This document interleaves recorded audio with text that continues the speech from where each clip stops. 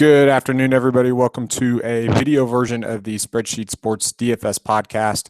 My name is BoomersDaddy, Keith by the Google Plus page, and tonight I'm going to be kind of walking you through the night slate and everything that should be going on. Got a lot of games in action tonight. Obviously, we have Coors Field to deal with as well again tonight.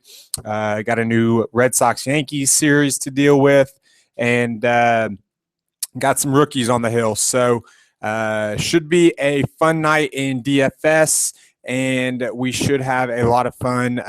We want to make sure that we are doing everything we possibly can to capitalize off of chaos and turn that chaos into cash so we can actually make some money tonight. So first thing I want to do is go ahead and let you know that we will be dealing with some rookie pitchers tonight. John Gray is going for the Colorado Rockies.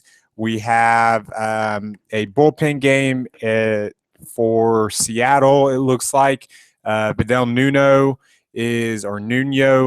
however you say his name, will be pitching for Seattle. And we have Henry Owens going for the Red Sox. So we've got a lot of good games, a lot of offenses that we can target tonight and make sure that we capitalize off of everything. So first things first, we are going to go through the games here. Got the Red Sox and Yankees. That Yankees lineup is already out. We're looking at Ellsbury Young batting second, A-Rod, Teixeira, McCann, Beltran, Headley, Gregorius, and Brendan Ryan. The Red Sox have not released their lineup yet. Masahiro Tanaka is on the hill for the Yankees. I like him as far as GPPs are concerned, but I'm not going to be paying up for him in cash games because that Yankees-Red Sox game is always extremely fun as far as scoring, and you just never know what could end up happening. So I'm going to I'm going to stay away from that one as far as GPPs are concerned. That way I can, or as far as cash games are concerned, that way I can capitalize off of all the offense that should be going on. As far as Tanaka is concerned, like I said, I like him as far as GPPs. He's got one of the higher K upsides tonight. You're looking at he is striking out 8.62 batters per 9 innings. That is pretty much a almost a 24% strikeout rate. He doesn't allow it's pretty even as far as the WOBA is concerned. It's 298 to righties, 300 to lefties. He has allowed 15 home runs this year, and the Red Sox can kind of hit him. But this is these games are games that you can basically throw out the window as far as splits are concerned, because it doesn't matter if they're familiar or not, they tend to go nuts. So with that said, I like a lot of Red Sox as well. We will see how that lineup looks here in just a little bit. Hopefully it comes out pretty shortly so we can get those Red Sox into our lineups. This total is at a 9. Tanaka is a -172 favorite. I don't think that has anything to do with the quality of pitcher that Tanaka is, even though he's not a bad pitcher. I have a feeling that's everything to do with the fact that this should be a high-scoring game. So next game of the evening, we have the Diamondbacks and the Nationals. We got Patrick Corbin going against Max Scherzer. This total is at a 6.5. And as far as GPPs are concerned, I love Patrick Corbin. He's probably one of my higher GPP targets of the night as far as pitchers are concerned. And the reasoning is because that Washington Nationals offense is just so bad right now. The only person I'm really scared of is Bryce Harper, and I don't feel like he's somebody that you should be worried about because he can't win the game by himself. Patrick Corbin, he's very, very good, very consistent. If you look at his splits over the last couple games, you're looking at 24 points on DraftKings, 30 points on DraftKings his last two starts. So he's averaging right there, right around 27.5 DraftKings points. As far as FanDuel, you're looking at 15 and 16 over the last two starts. So he's pitched very well since coming back, and he should continue again tonight. So I like Patrick Corbin as far as GPPs are concerned. This might be another cash game night or another tournament night for me, where I just play tournaments and kind of chalk it up to cash games because there's no clear-cut number one in my opinion. So everybody's asking me already, well, what do you think about Max? What do you think about Max? And to be quite honest, I don't like Max. I know he's a minus 182 favorite, but it's not anything to do with Max not being the quality of pitcher. He's strictly a GPP play for me. And the reasoning is because that, like I said, that Nationals offense has just been doing so bad. So I'm pretty much relegating Max Scherzer to tournaments, and that's if I end up playing any cash games tonight, which I don't have any out there right now. So as far as the Diamondbacks, they put some runs on the board last night, and of course, lo and behold, I had the Diamondbacks that were not part of the fund. So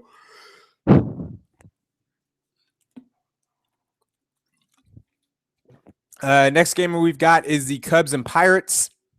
We've got Jake Arrieta versus J.A. Happ. I don't mind Jake Arrieta. Like I said, he's probably going to be relegated to tournaments for me. This lineup is out. We got Fowler, DeNorfia, Bryant, Rizzo, Soler, Castro, Ross, Arrieta, and then Addison Russell. If you want to, you can go Russell, Fowler, DeNorfia, Bryant in your stacks, but Bryant's been struggling a lot lately. So I like Jake Arrieta. I know the Pirates do better against lefties, but I'm not really concerned about them putting up a crooked number tonight. They might get 3 or 4 runs tonight, but I really like Jake Arrieta's efficiency in the way that he can pitch in cash games, or the way he can pitch efficiently and deep into games. So on the other side, I don't mind J.A. Happ if you want to punt. Down there, he's 6.5K on FanDuel or DraftKings. He's 6.2 on FanDuel. And this offense could get some runs for him, so he could get the win, but it's going to be a strictly tournament option for me. There's only about two people I like in cash games, and one of them is going to be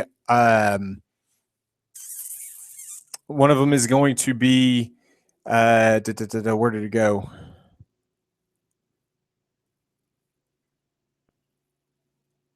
Oh my gosh, I just had a brain fart. Sorry.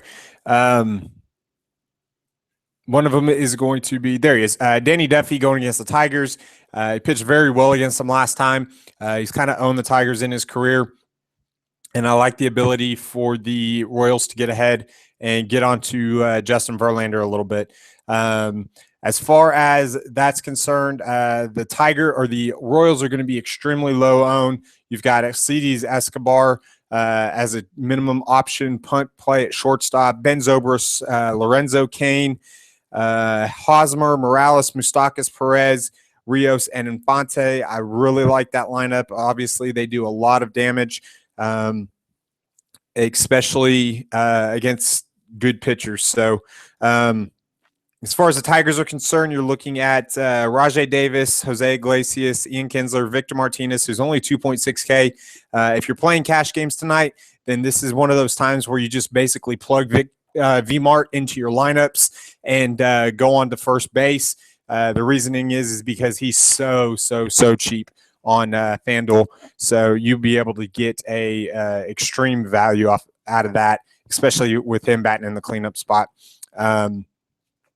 But as far as tournaments, I don't mind a little sneaky Royal stack. Next game of the night, we've got Alex Wood going against Jerome Williams. The Dodgers and Phillies. This total is at 8. Alex Wood's a minus 206.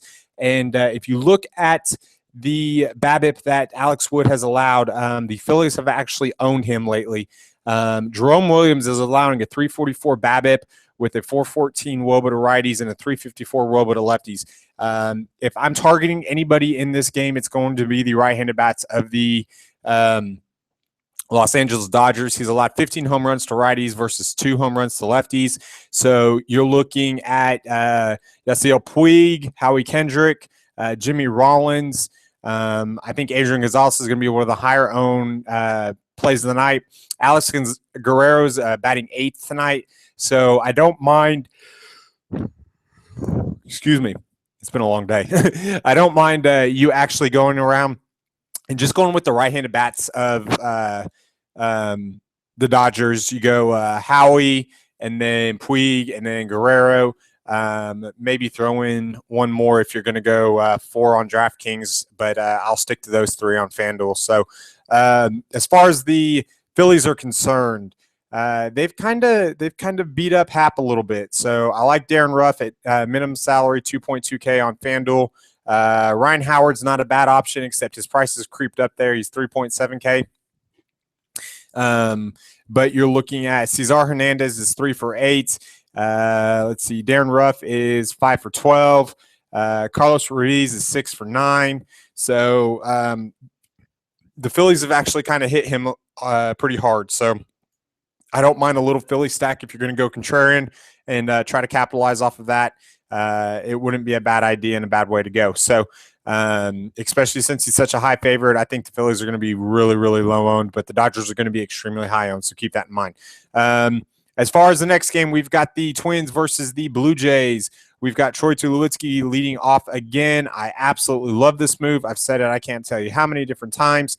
The fact that they've got Troy Tulowitzki leading off is absolutely brilliant because at the bottom you've got Ryan Goings, Kevin Pillar, Ben Revere, and we can do that little wraparound stack that I've talked about so often. You can go Pillar, Revere, Tulo, Donaldson. You can go Revere, Tulo, Batista, Encarnacion. You can go Goings, Revere, Tulo, Donaldson. There's a lot of different options that you can actually throw out there as far as tournaments with the Blue Jays. I think they are going to be extremely highly owned because Phil Hughes is a fly ball pitcher, and it's something that you want to take advantage of. As far as the Twins, they're actually one of the worst offenses out on the road this year. I don't mind Brian Dozier. His price has kind of decreased a little bit. He's only 3.6K. Troy Hunter had a leadoff or a first-inning home run last night against David Price, so I don't mind him. Justin Mauer, I'm not going to touch with the 10-foot pole. He just has no power, no upside. And if I'm punting at first base, then I want somebody that can at least hit the ball out of the yard, and he's just a glorified singles hitter right now. Miguel Sano, he's one of your top third base options of the night. I don't care that he's 2.8K. Trevor Plouffe and Eddie Rosario both in play as well, and so is Aaron Hicks. So they're all in play. Use them as value fillers. Use them as a contrarian stack because Marco Estrada is not the greatest pitcher in the world, and he does tend to allow home runs. And, of course, this is a hitter's ballpark. So as far as the next game is concerned, looks like we got that. Hold on. Looks like we got that Red Sox lineup out. We've got Brock Holt, Xander Bogaerts, David Ortiz, Hanley Ramirez, Pablo Sandoval, Mike Napoli. I love at first base. He's going to be lower owned. Alejandro Diaz, Blake Swihart, and Jackie Bradley Jr. I like Brock Holt. I like Xander Bogaerts. David Ortiz is going to be one of your higher owned first baseman of the night. So a pivot off of that is going to be Mike Napoli, and I absolutely love that. So you've got to be able to kind of pivot where other people aren't willing to go. So let's see here. Refresh the screen here. Refresh the projections. I guess not. Let's see here. Next game of the night, we got the Mets and the Marlins. We've got Jonathan Neese going against the hand of Brad, and Yoenis Cespedes has been inserted in that Mets lineup. And if you read my article this afternoon, then you know that I really like that. He's going to have some fun with that lineup. He's going to make it to where they've been rejuvenated and reinvigorated. So he's a really, really good option tonight. Along with Juan Uribe and Lucas Duda. I like them both. Duda actually has been hitting the ball a lot better as of late. I don't care that he's going against the lefty. Brad Hand is not somebody I'm scared of. And then you've got Curtis Granderson to go in as well. For the Marlins, I don't like any of them. Except for in tournaments, maybe Cole Gillespie, maybe Casey McGee, but I'm going to find better players in better spots elsewhere. I know they put up a lot of runs last night, but they're typically not very good against left-handed bats. So next game of the night, we got the Giants and the Braves. The Giants are actually one of the better offenses out on the road this year, and it's absolutely not even close. That's what's crazy about it. They had, I think, 5 or 6 home runs last night. Of course, you had Crawford with 2, Belt with 1. Posey with 1, and I believe there's somebody else that got 1 too. So you've got some power there. I had a lineup with Brandon Crawford, Buster Posey, and Brandon Belt, and Francisco Liriano was my pitcher. So, of course, I didn't get any points for that. That kind of sucked. It just kept me out of the cash. I still scored 49 points with my pitcher getting nothing. It was kind of crazy. We got the Atlanta Braves and Shelby Miller going against Jake Peavy. Nick Markakis, he's a glorified singles hitter in GPPs. I can get a little bit more power out of 2.9K in the outfield, but I don't mind Nick Markakis as far as cash games if you're going that route. Cameron Maben's been slotted down to the 5-hole. I like him in that run-producing spot better than the 2-hole. He's just not going to score as many runs because the bottom of that lineup is absolutely just abysmal. AJ Przinsky, maybe. Chris Johnson, maybe. They put Freddie Freeman back on the DL today. He's got a strained oblique. He had 2 at-bats yesterday. Didn't do anything, and then he came out of the game. So Cardinals and Reds, we've got John Lackey going against Anthony DeSclafani. And this is the second time in 5 days that these two are facing off against each other. You're talking about a team that did not hit DeSclafani a lot last week, but this week I think it could be a little bit different. You got Matt Carpenter back in the leadoff spot. He's been absolutely on fire lately. Steven Piscotty's been doing really well. Johnny Peralta, maybe not. I like a couple other shortstops in better spots. Maybe as a St. Louis stack. Jason Hayward has been absolutely just lighting it up. And then, of course, you got Brandon Moss. So the only thing I don't like is that Colton Wong is batting 7th and Randall Grichuk is batting 8th. And I think that is – I have no idea what Mike Matheny's doing on that one. So I hate that. So that relegates them to GPP players only. So as far as the Reds are concerned, Brandon Phillips, Joey Votto, Todd Frazier, Jay Bruce, Marlon Byrd, they're all in play. The top 5 of that lineup, mix and match, find some value, get them in your lineups because this could be a big game. Next game is going to be the Astros and Rangers, and boy, were their runs scored last night. Adrian Beltre had a cycle last night. I think a lot of casual players are going to be chasing him, and that performance. Of course, you got Mitch Moreland going against a righty. I like him. Prince Fielder, Ronette Odor, Delino DeShields. I like them all. Josh Hamilton, if he's in the lineup, and Sin-Shu Chu as well. Let's see here. For the Astros, I typically have not played a lot of Jose Altuve this year. I know he's consistent. I don't mind him in cash games, but he just doesn't have a lot of upside for me because he's not stealing bases for GPPs. Carlos Gomez, Carlos Correa, Preston Tucker, Evan Gattis. I love them all, and that's going to be one of my higher owned stacks of the night because I am picking on Giovanni Gallardo like I was picking grapes out in the field. So that is going to be a huge, huge, huge game for me tonight. That's where I'm targeting a lot of my bats to pivot away from Coors Field. Next game, we've got the Padres and the Brewers. Andrew Cashner versus Jimmy Nelson. Jimmy Nelson is actually one of my top-rated pitchers of the night. The reasoning is the Padres are horrible against right-handed pitching. Don't be fooled by what they did last night. They have not done that consistently, and I don't think that they're going to do it again tonight. So I tend to not go that far. I do like Ryan Braun, Adam Lynn, Chris Davis, Scooter Gennett. He popped up to that first or that leadoff spot, so he's basically a plug and play at second base, and I absolutely love that. This total's at a 7.5, but I still think there's going to be some runs being scored. This is going to be another high-scoring night, guys, so you got to be careful. You got to make sure you get the right people in right spots. Don't pay attention to the salary cap. If you've got 1,000, 1,200 left over, then don't worry about it. Don't try to spend all of that money because that's going to help you separate yourself in GPPs, because a lot of people are just going to be, okay, I've got 35K, I've got 50K. I need to spend all that money. Don't worry about it. If you like your team, submit and walk away. Make sure they're in the lineup. Just submit and walk away. Don't let that salary get the best of you to where it tricks you into playing better or higher priced players that aren't in as good of spots and that you're not comfortable with. I'm sure you're going to get lucky every once in a while, but most of the time your first instinct is going to be where it's correct. So next game of the night, we've got the best pitching matchup of the night. We've got the Rays versus the White Sox. Chris Archer going against Chris Sale. Both of these guys are regulated towards GPPs for me. Sorry.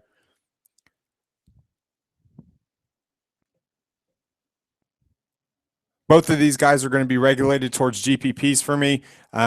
Chris Sale is actually somebody I probably won't have any exposure to tonight. Yes, I am fading Chris Sale. I'm making this declaration right now. The reasoning is because the Tampa Bay Rays are very, very, very good against left-handed pitching. I called it earlier in the year with the Twins. I'm going to go out on a limb. I'm going to call it again. So the Rays are going to be one of my sneakier stacks of the night. They're going to be extremely low owned. And so I'm going to have a lineup that's going to have Chris Archer and a three-man Rays stack, because that's going to be one of the lowest owned combinations of the night. And I'm going to have an ownership percentage advantage over a lot of people on the field tonight. So I do like Logan Forsythe, Joey Butler, Brandon Guyer, Rene Rivera maybe, but Mickey Matuk, I don't know how to pronounce his last name, but I like those, and I'm going to wrap it around if I go 4, but I'm probably just going to go those 3 of the top 4. So I think that's going to be extremely, extremely good. Next game of the night, we've got the Seattle Mariners, Colorado Rockies. The crazy thing about this one is it's going to be a bullpen game for Seattle. Vidal Nuno has not started this year. And so I only expect him to go 3 or 4 innings. And then you've got the number 1 pitching prospect for my Colorado Rockies, Jonathan Gray. Yes, the Jonathan Gray era has started. I am excited about this one. If you want to take I have to do it. If you want to take a flyer on Jonathan Gray at 4.6K, then I don't blame you, but don't expect too much. I'm just throwing it out there because he's 4.6K and nobody's going to be on him. I've watched him pitch in college. I watched him pitch here in Tulsa, and I'm excited about this kid. So needless to say, though, that total is at 11. So everybody is going to be in play. If they're breathing and they're in Colorado, then you are talking about a player that should be looked at in your lineups. I don't think there's really too much analysis to go in on this one. Next game of the night, we've got the Baltimore Orioles versus the Oakland Athletics. Miguel Gonzalez versus Chris Bassett. I like Manny Machado, Gerardo Parra, Adam Jones, Chris Davis. I like a lot of these Oriole bats. I know they got off to a slow start last night, but and they jumped. I know they couldn't. Stop, rewind, back it up. I know Jesse Chavez got off to a slow start last night, and allowed a couple runs in the first couple innings to the Orioles. I expect it to be more of the same again tonight, except I expect it to be a little bit more even and high scoring, just because Miguel Gonzalez isn't good and Chris Bassett isn't good as well. If you take a look at some of the peripherals and the true talent, you're talking about a team that really, honestly, with Miguel Gonzalez should, and now my Excel spreadsheet's not loading up. Awesome. You're talking about Miguel Gonzalez, who, let me pull it up over here. He got absolutely shellacked last time. He had 10 hits against him. So you're looking at negative points on FanDuel. But the couple games before that, he had 15 and 11. So he's extremely inconsistent. And going against the A's team that's pretty scrappy, I'm not going to touch that. Not at all. So the final game of the night, we got the Indians and the Angels. Matt Shoemaker is actually starting to look like himself a little bit. This Indians offense is starting to struggle a little bit as well. I do like Michael Brantley, Francisco Lindor, and Carlos Santana, but without Jason Kipnis at the top of that lineup to help catapult them, I think they could be in a lot of trouble late or over the next couple weeks. So if you're looking at the A's, obviously they're extremely good against right-handed pitching. Carlos Carrasco does have a high upside, but he hasn't been striking people out a lot lately.